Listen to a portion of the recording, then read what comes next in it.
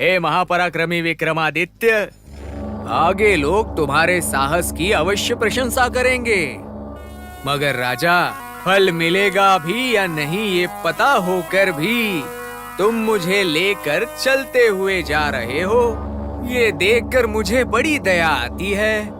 हे राजन, फिर भी तुम्हारी दृढ़ मनस्थिति प्रशंसा के योग्य है। अगर तुम्हारी मनस्थिति दृढ़ नहीं होती तो क्या गड़बड़ होती वो पता नहीं। हाँ? चलो जाने दो, तुम्हारी बेजारी दूर करने के लिए एक कमजोर मनस्थिति वाले इंसान की कहानी सुनाता हूँ। सुनो। एक गांव में कमलाकर नाम का एक व्यक्ति रहता था। वो उस गांव के जमींदार के पास नौकरी करता था, पैसों के लिए काम करता था, लेकिन वो बहुत भोला था, इसीलिए पूरी निष्ठा से काम करता था। इसी निष्ठा से जमींदार का विश्वास भी जीत लिया था। ऐसे समय में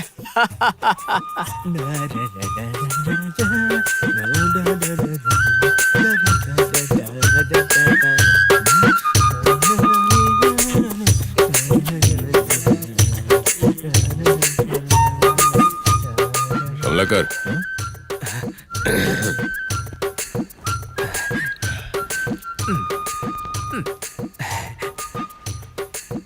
कमलाकर। जी जमींदार जी। सब कुछ तैयार है ना? कर रहा हूँ जमींदार जी। इस बार जिस तरह हमने इमली की फसल ली है ना, वैसी पूरे गांव में किसी ने नहीं ली है। बात तो सही है।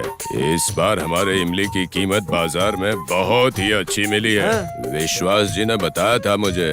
हाँ, काशीनाथ जी और विश्वास जी ने हमारी इमली बेचकर बहुत लाभ कमाया है। लेकिन हमें भी तो फायदा हुआ है ना।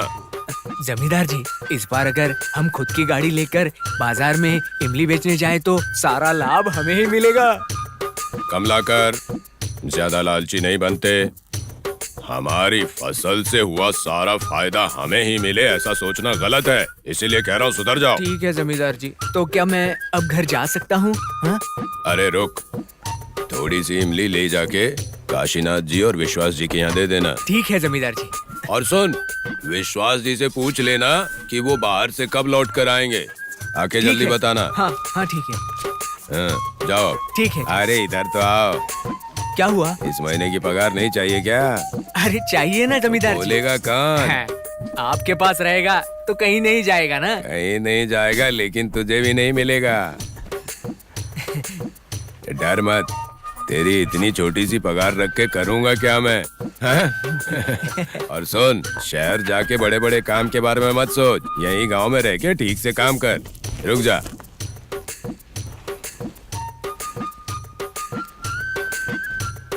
कभी रखा है? हैं? ईमानदारी से काम करेगा तो खुद ब खुद दे दूंगा ना। क्या कहता है?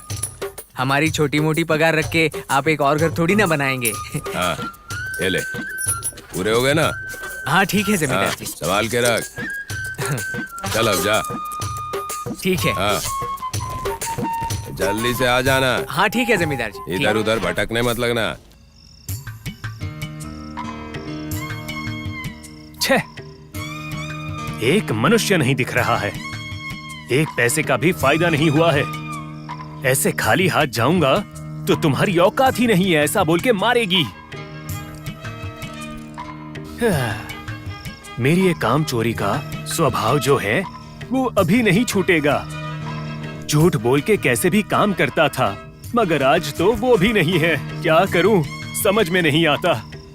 हे प्रभु, अगर आज खाली हाथ जाऊंगा तो बाहर निकाल के दरवाजा बंद कर देगी। हे ऊपर वाले, मेरी तकलीफ के बारे में सुनकर तुम भी उड़ गए क्या? हाँ ठीक है, आज मेरे भविष्य का परीक्षण खुद ही करूंगा। हे ऊपर वाले, मुझे बचा लो।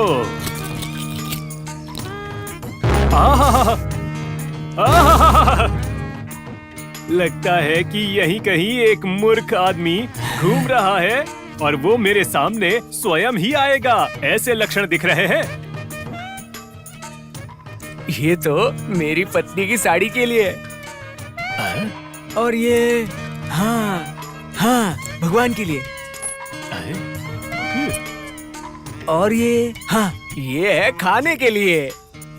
और मेरे लिए कुछ भी नहीं है। हाँ, इधर आ जाओ, डरो मत, बैठ जाओ। डरने की जरूरत नहीं।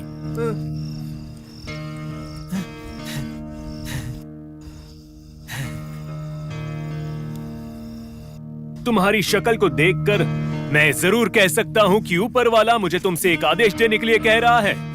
बताइए गुरुदेव। तुम आज बहुत आनंदित हो। हाँ सही कहा। आज मुझे हमारे जमींदार ने पगार दिया है। उसे लेकर मेरी बीवी को दूंगा तो वो बहुत खुश हो जाएगी। बहुत दिनों से वो मुझसे एक साड़ी मांग रही थी। आज मैं बाजार जाकर उसे साड़ी लेकर आऊंगा। ठीक है, इसे लो, इसे अब डालो।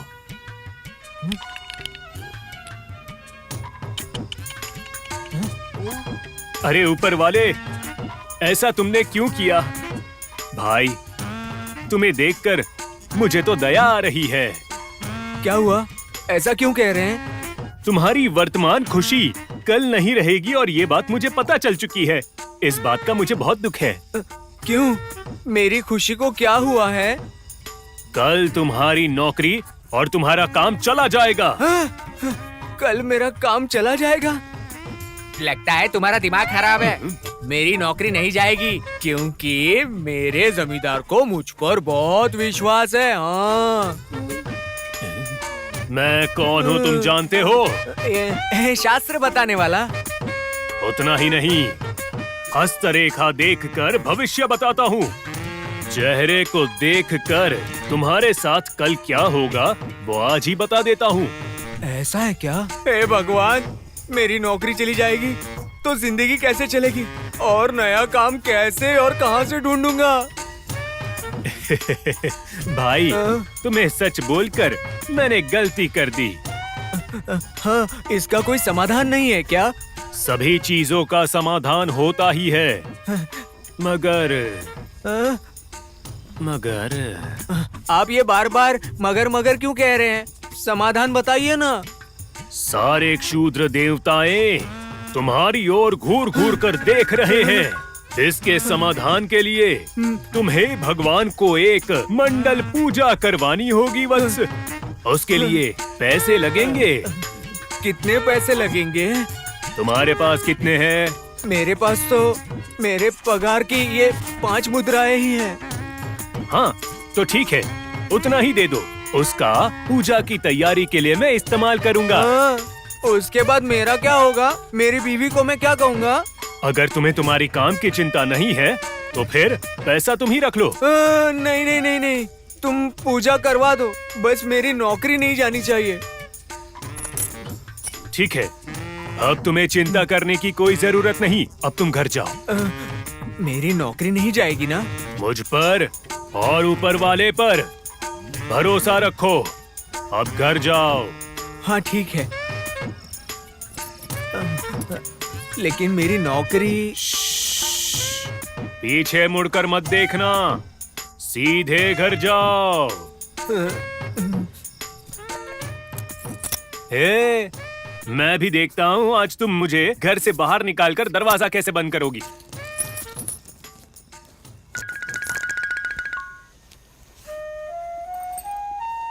ऐसे चिंता में क्यों बैठे हो? लक्ष्मी, मेरी नौकरी नहीं जाएगी ना? नौकरी क्यों जाएगी? जमींदार ने नौकरी से निकाल दिया है क्या? नहीं, मुझसे एक ज्योतिषी ने कहा कि कल मेरी नौकरी चली जाएगी। उसने बोल दिया और आपने सुन लिया। इस समस्या के समाधान के लिए पूजा करनी है। उसके लिए मैंने एक पंडित को पगार के सारे पैसे दे दिए। हे भगवान, पगार के सारे पैसे दे दिए? तो इस महीने का खर्चा कैसे चलेगा? नौकरी चली गई तो महीना ही नहीं, साल भर भूखे रहना पड़ेगा। हाँ, जो होगा देख लेंगे। चलो खाना खा लो। लक्ष्मी, मुझे तो बहुत डर लग रहा है। मेरी नौकरी तो नहीं जाएगी ना? नौकरी चाकरी कहीं नहीं जाएगी। चलो खाना खाते हैं। तुम सच बोल रही हो ना? माँ जी, माँ जी। आ गया तू? हाँ जी। अब माँ जी, आप मुझे नौकरी से तो नहीं निकालेंगे ना? क्या हुआ है तुझे? 2 दिन से देख रही हूँ, सुबह से शाम तक एक ही बात, नौकरी से मत निकालो, नौकरी से मत निकालो। क्या हुआ है तुझे? हाँ, माँ जी, आप जमींदार जी से कहिए ना कि मुझे नौकरी से नहीं निकाले। फिर से वही बात बोल रहे हो। जरा बताओ तो, नौकरी से निकालने जैसी क्या गलती की तुमने? ये लो, इसमें दूध है, सेठ जी को दे आना। गरम है, किसी के ऊपर मत गिराना। नहीं गिराऊंगा। जाओ। उस ज्योतिषी को मैंने मेरे पगार के सारे पैसे दे दिए। अगर इतना सब होकर भी उसने कोई पूजा नहीं की तो मेरी नौकरी तो चली जाएगी, और जब नौकरी नहीं रहेगी तो मैं क्या करूँगा? कमलाकर, कमलाकर, अरे तू यहाँ पर खड़ा है, इतनी देर से आवाज दे रहा हूँ, सुनाई नहीं देता? ए, ऐसे खड़े खड़े कांप क्या रहा है? चल दे। कुछ नहीं जमींदार जी। अरे! माफ कीजिए जमींदार जी, मुझे नौकरी से मत निकालिए जी, मुझे नौकरी से मत निकालिए जमींदार जी। मुझे ऐसे क्यों बात कर रहा है? क्यों निकालूंगा? नहीं जमींदार जी, मुझसे एक गलती हो गई। मैंने आपके ऊपर गरम दूध गिरा दिया, आपके कपड़े गंदे कर दिए जमींदार जी। मुझे एक लगाऊंगा ना, गलती से गिर गया होगा, और इतनी सी बात के लिए मैं तुझे नौकरी से निकाल दूंगा क्या? तो आप मुझे नौकरी से नहीं निकालोगे ना? फिर से वही बात बोल रहा है, पागल है क्या? कहा ना नौकरी से नहीं निकालूंगा। जा जाके अपना काम कर। ठीक है जमींदार जी। कमलाकर, आ रहा हूँ माँ जी। जा कपड़ा लेकर आ, साफ कर। ठीक और है। ये ग्लास तो उठा के ले जा। हाँ ठीक है। ये कभी नहीं सुधरेगा। माँ जी कहीं दिखाई नहीं दे रही। माँ जी, माँ जी, माँ जी, माँ जी, आपने दिया हुआ गरम दूध मैंने जमींदार जी पर गिरा दिया। है भगवान, क्या कर दिया तुमने? गरम दूध लेकर सेठ जी के ऊपर गिरा दिया। इतनी भी अक्ल नहीं है तुम्हें?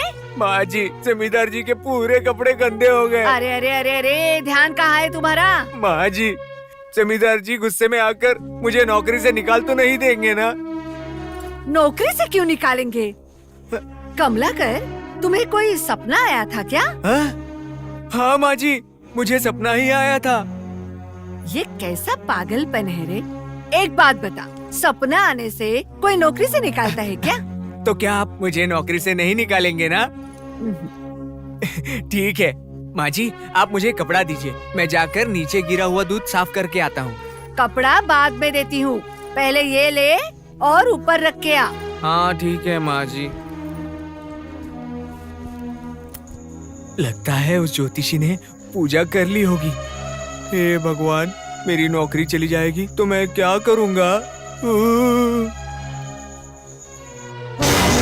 क्या हुआ रे? बरनी गिरा दी क्या तुमने? अरे अरे अरे अरे, ये क्या हुआ? अरे ये बरनी कितनी अच्छी थी, उसको भी फोड़ दिया तुमने, सब बर्बाद कर दिया। अब क्या करूंगी मैं? क्या रे तू, कैसा काम करता है रे कमलाकर? गलती हो गई माँ जी, मेरा पैर फिसल गया। अरे भगवान ने तुम्हें आंखें नहीं दी क्या? माँ जी, आप गुस्सा हो रही है ना? आप मुझे अब नौकरी से नहीं निकालेंगे ना? नहीं रे कमलाकर, अब जाओ, वो कपड़ा ले लो और उससे वो दूध साफ करके आओ। अब हो गई ना सफाई? हाँ जमींदार जी, हो गया। 2 टोकरी में इमली भर लो। विश्वास जी गांव में नहीं है, काशीनाथ जी के घर में दे आना। घर में नहीं मिलेंगे वो, उनके नौकर के हाथ में देना। जी ठीक है। जब मैं कुछ कहता हूँ तो तेरा ध्यान कहाँ रहता है? ठीक से काम किया करना, उल्टे पुल्टे काम करता है। दूध गिरा दिया मेरे ऊपर, सुधर जा। हाँ ठीक चल अब है। जा, जल्दी जा। हाँ। पता नहीं कहाँ से मिल गया तू मुझे, चल जा। नहीं जमींदार जी, मुझे नौकरी से मत निकालिए। आइए काशीनाथ जी, आप ही को याद कर रहा था, बैठ जाइए। बैठना बिठाना बाद में, आपने हमारा अपमान करके ना सही नहीं किया है। अपमान? मैंने? क्या बोल रहे हैं आप? आपकी बातों में आके उस नायक जी से मैंने वादा किया था कि मैं उन्हें शादी में 2 टोकरी इमली देने वाला हूँ, लेकिन आज सुबह ही वो लोग आके मुझे डांट के गए हैं। काशीनाथ जी, कल शाम को ही भिजवा दिया था मैंने। मैं क्यों झूठ बोलूंगा? आज से आपके साथ मैं कोई व्यापार नहीं करूंगा। हाथ जोड़ता हूं मैं आपसे, चलता हूं मैं अभी। अरे काशीनाथ जी, मेरी बात तो सुनिए।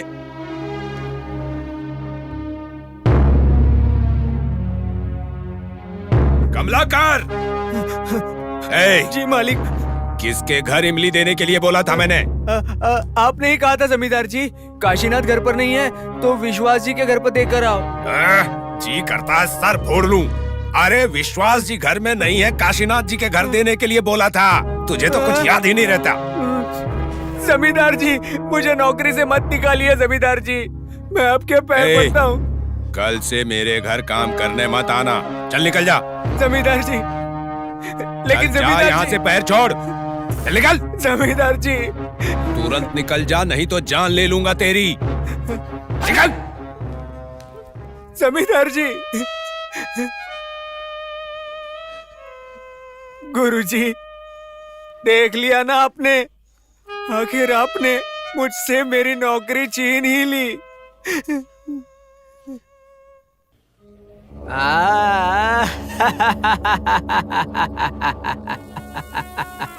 विक्रम राजा, ये कहानी बहुत मजेदार है ना, मगर उस कमलाकर की इस दया भरी कहानी सुनकर तुम्हें भी दया आ रही है ना?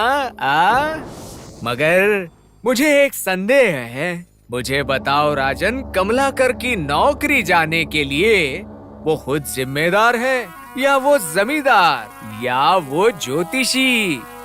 इसका जवाब पता होकर भी तुम नहीं बोलोगे तो तुम्हारा सर